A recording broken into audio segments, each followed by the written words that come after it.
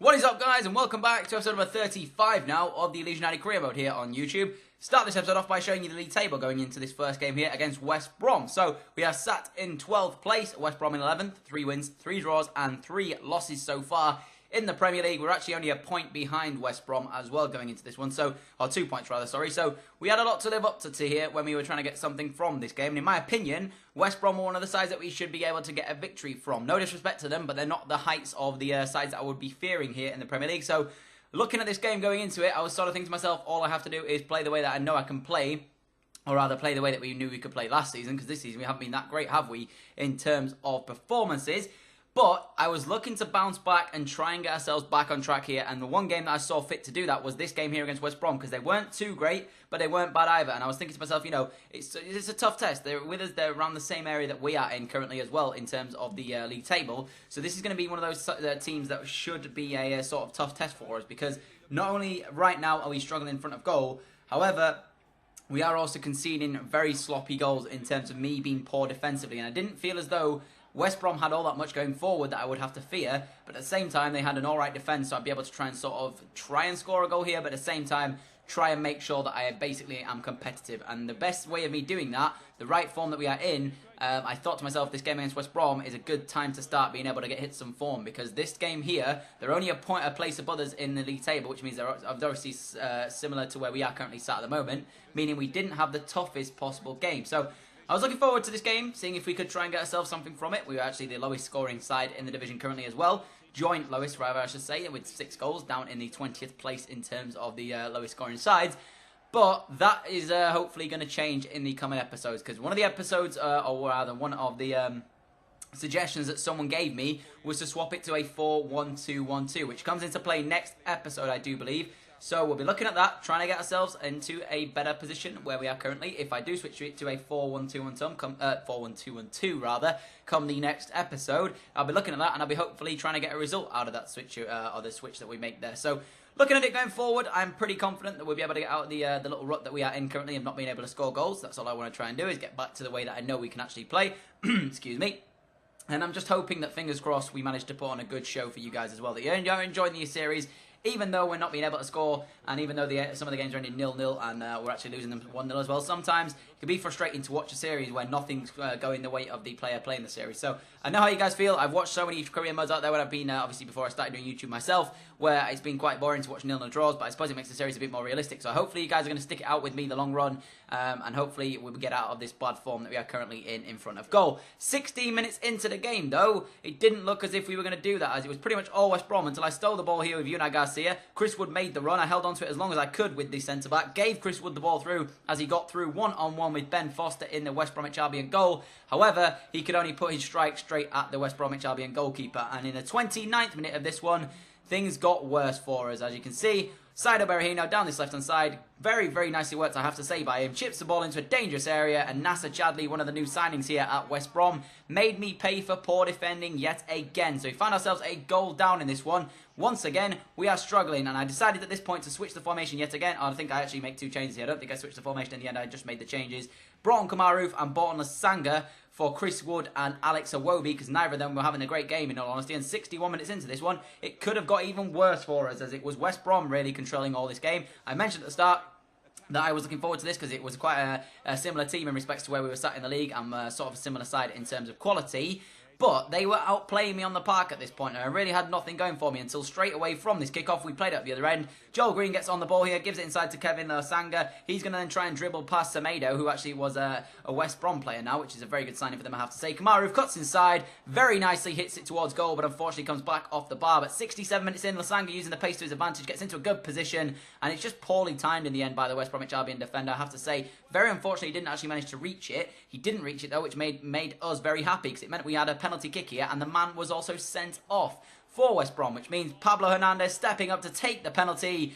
Gets very lucky in the respect that it wasn't saved by Ben Foster. I have to say, I was expecting that to be saved. Every time we seem to go the left-hand side, it's very close to missing, and I'm sort of going to have to try and change my tactics going into this one here, because every penalty kick that I take, I am so damn nervous before it, because I just know how bad my penalties are this year in FIFA. So this one here, you can see Ben Foster should have probably saved it there for West Brom, so they're going to feel very harshly done here, because that was as close to a save as you are going to get, and somehow Ben Foster didn't keep it out. Thankfully for us, he didn't keep it out. It's taken us the penalty spot for us to be able to score a goal here, but with that extra man sent off, I tried my hardest to be able to make West Brom pay for it, in the respect that they only had 10 men on the pitch. I did create a few chances, but nothing really worth showing, as it was West Brom who actually had the best chance of the game to get themselves 2-1 up here. Very nicely brought down by Sado Berahino. A lot of luck involved, though, as I tried to make the tackle. His strike went goalwards, but thankfully Lafont in the goal made the save for us, and it ended 1-1 here, all square at West Brom, which meant that we would leave the Hawthorns with a point here, which is a very, very disappointing point, considering the fact that they only had 10 men. But if you're giving it away when you went 1-0 down, I'd have taken that point. So again, it's not the end of the world. We've got a point out of it. But again, in terms of how we're playing, we're not able to find the goal from open play. It took us a penalty kick there. And it's really frustrating, the fact that I'm creating these chances, but I need to start putting some of these away. And I've said it, I've gone on about it too much in the recent episodes of me not being able to put my chances away. But it's one of those things. It keeps happening to us, and it's going to keep getting brought up the more times that it happens to me. So I need to try and change my look in front of goal, and as you can see here, doing the training to make sure that happens, as we get Joel Green to an 81 rated player almost. He will be 81 probably in the next training session. Lafont is almost at 80 as well. He's actually closer to 79 now, so we're looking to have it 2 80 players in the squad so far, and Designo is actually a 79 overall left back as well. So we are close to having 380 and above players in the squad, which will be crazy to be able to have if we can so manage that in this series. So that'll be pretty decent if we can get that. Actually, I'll be very happy if we do manage to get the 3 players over 80. Then we went into the second time we would play Copenhagen here in Europe. If you remember what happened in the first game against these guys, we ended up losing it by a goal to nil to a stupid penalty kick, which again, enough said about that. I've complained about it way too much in recent episodes in terms of when we give away penalties. Took them on here at the Waldstadion. Denmark's Copenhagen taking on us in, obviously, Leeds United. And I wasn't thinking to myself that this should be that difficult a game. Obviously, they beat us last time, but at the same time, I was looking at that and thinking they got quite lucky on the day. I was coming into this one, I was thinking we should be able to get the result here.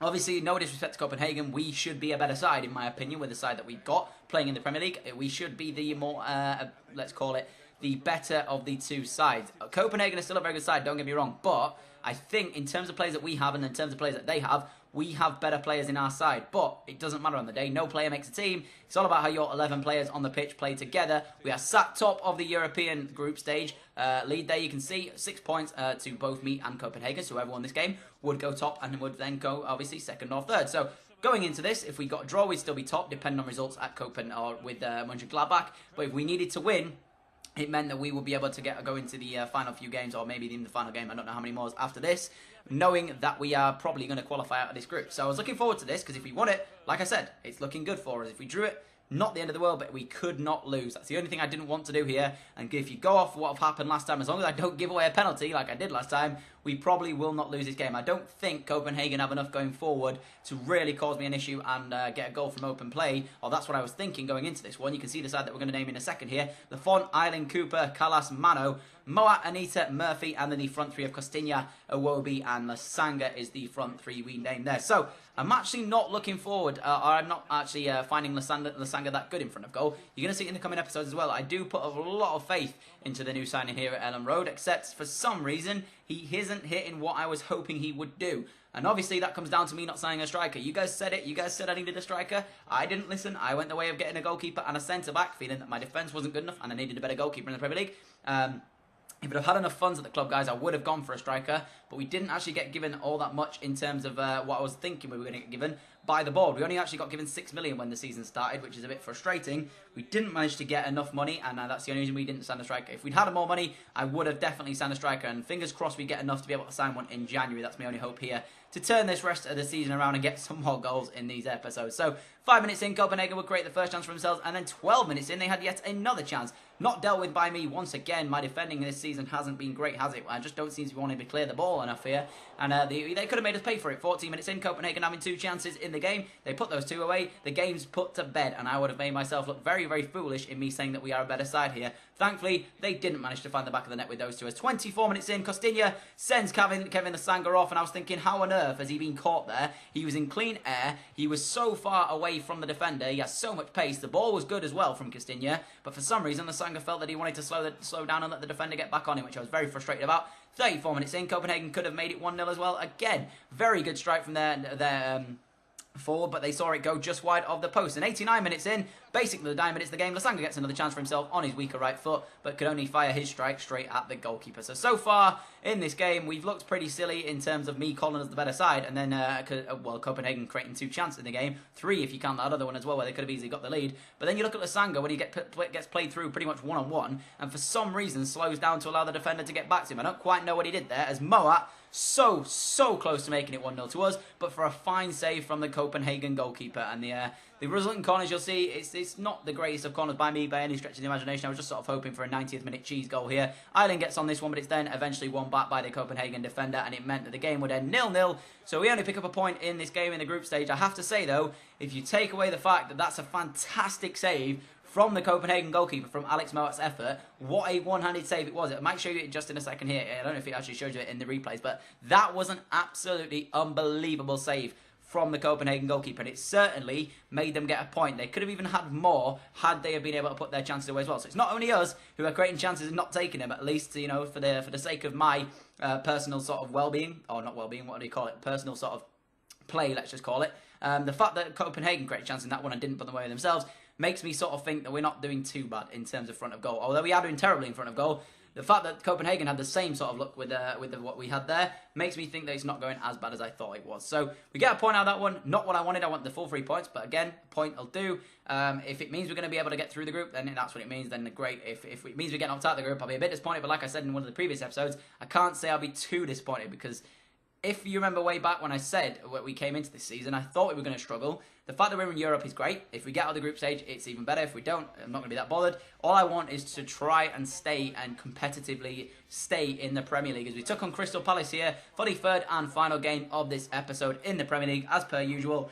Going to go into this game looking for the full 3 points, but again, that probably won't happen here, and I know that's probably not going to happen. It's one of those things. I'm going to try go into every game and try and win the game, because that's what you try and do here when you're playing career mode, or when you're playing in real life as well at football. So you go into every game trying to win the game, even if you are the weaker side. You don't go into a game purposely trying to play out a draw, or I don't think you should as a player. You should go into the game thinking in your mindset, we're going to try and win the game at the end of the day. That's what I'm going to try and do here. But obviously, the way we're playing at the moment, probably not going to do that, as Crystal Palace are sat in 5th place at the moment. So they're high flying at the moment, as Leicester City sat at top of the table. So going into this one, we are sat something like 14th or 13th in the league. So Palace at 5th are probably the more favourite side out of the 2 sides to be able to win this game. And I can tell you right now, they have a solid team. They have such a good side so far in this career mode here. As you can see, our side, pretty much the standard usual setup that we go with the 4-3-3. Can't wait for the next episode when you see me switch to a 4-1-2-1-2. I'm having a little bit more luck with it. I can confirm that now.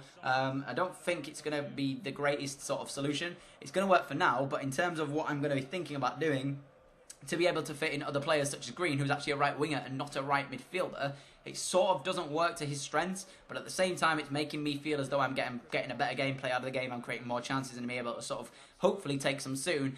That side there you see by Crystal Palace, you're going to say it's not too different to the side they actually have in real life. They've made a couple of other signings though, and they do have a solid lineup. Mandanda is an 85 overall goalkeeper. So going into this one, I sort of thought to myself, there's a chance we can get something out of this game as long as we just try and play our best football. If we got a point out of it, I'd have taken the point at home against Palace. They are obviously sat in 5th, so a point wouldn't have been the worst result here. 7 minutes into this game, though, Chris Wood set off Kamaru, and I was thinking surely going to be 1-0. 8 minutes into the game, this has surely got to be 1-0, but what a tackle this was from Tompkins to keep the score at 0-0. And in the 45th minute of this game, Palace would create the first goal, and you've just seen it there.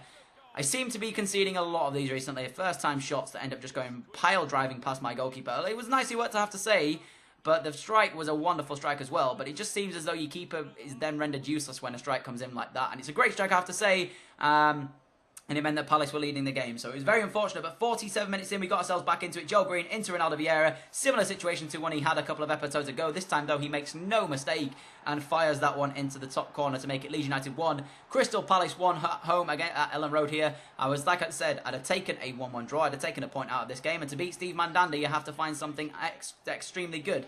And it was very, very good as Ronaldo Vieira on his weaker left side managed to put the ball in the back of the net. I have to say, though, he was actually fairly close to Steve Mandanda. And if he gets a hand to this, he saves it. And I was very, very lucky that he didn't manage to get the hand to it. It goes underneath his hand in the end, but it evens the score at 1-1, and I was so thankful that that went in the back of the net. I was thankful until this happened in the 63rd minute of the game. Pape Suarez, lovely cross into the area. It's not defended well by me at all. Christian Benteke gets there ahead of the man, and yeah, you're seeing basically me not defending well mixed in with me not scoring goals is not a good combination, as it then went to 3-1 to Palace here. My whole defensive structure just fell apart, and Herrera made it 3-1 with an absolutely thunderbolt of a goal. I have to say, this is one of the better goals I've conceded in FIFA, and I'm happy to concede those goals and lose to those goals, but I have to say that was an absolutely unbelievable strike from Herrera. At the same time, though, like I said, me defending poorly and me not scoring goals is not a good combination, and we basically got slapped here by 3-1 against Palace. And I have to say, although I didn't feel like on the day we deserved this 3-1 defeat, Palace were absolutely ruthless in front of goal. They had 3 shots on target and scored all 3. So that's probably why they're sat in 5th place. And it's rightly deserved as well. They absolutely tore us a new one there. You can see, though, by the match facts, we were definitely in the game. Had I been able to create or score my opportunities I'd had, then maybe the game would have been different. We actually had more shots on target than Palace did, so we were definitely in that game. Don't sort of look at that game as us losing 3-1 and take it away the fact that we weren't in that, because we were definitely in that. But me playing poorly at the moment is what's costing us games, as Palace slapped us there. And you can see, sat down in 13th as we end the episode off here. You'll see at the league table coming up in a second here. As always, thank you all so much for watching the episode, and thank you all so much for the series, the support you've shown on this series and on my channel recently. Like I said, we'll get out of this form, we'll get into the form that I know we can hit, and we'll be able to score some goals, fingers crossed, in the future. One of you guys left a comment, like I said in a previous episode, of a switching to a 4-1-2-1-2. That'll be happening in the next episode. So just stick with me, guys. I'm sure I'll be able to pick up some wins eventually in this series, once we get a better side here at Leeds United. But that's the league table. Ending this episode off. I want to thank you all for watching. I have been Danny, and I hope you've enjoyed, and I'm out. Adios.